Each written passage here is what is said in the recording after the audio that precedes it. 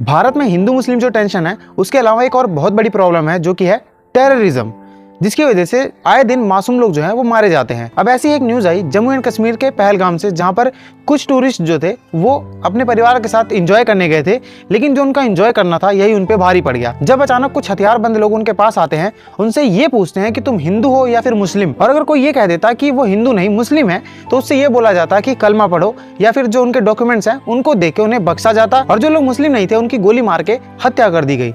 और ऐसा नहीं है कि सभी को मार दिया गया, उनके परिवार की जो महिलाएं थी उन्हें छोड़ के जो जेंट्स लोग थे, जो आदमी लोग थे, सिर्फ और सिर्फ उन्हें मारा गया। और इसी की वजह से बहुत सारी बातें भी उठी। जो महिलाएं बच के आ रखी थी उन्होंने अपनी आप बीती सुनाई, जिसमें से एक महिला का कहना था कि जब उनके पति की हत्या की तब उन्होंने भी गुहार लगाई कि उनकी भी जान ले लें, लेकिन उन आतंकवादियों ने ये बोला कि जो हमने किया है वो जाके तुम अपनी सरकार को बताना, नरेंद्र मोदी को बताना। लेकिन जिन लोगों की जान चली गई वो बहुत ही दुखद है।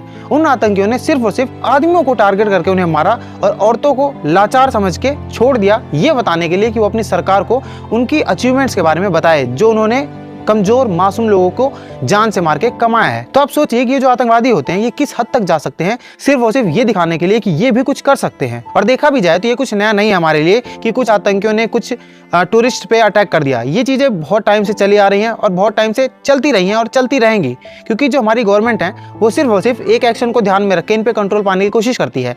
जैसे कि कहीं पे आतंकी हमला हुआ, उन लोगों को ढूंढ के मरवा दो, बात खत्म।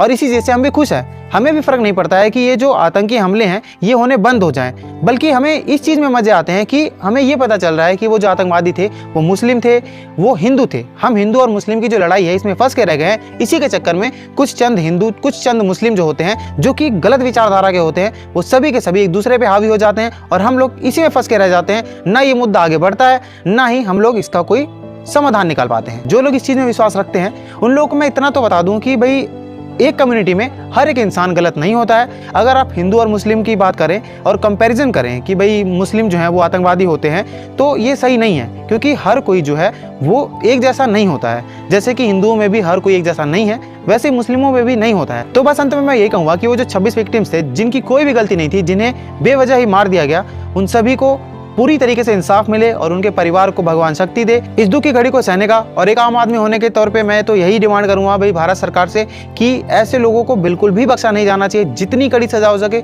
उतनी देनी चाहिए। ये नहीं है कि 4 दिन न्यूज़ में बात चली उसके बाद फिर दबा दी गई।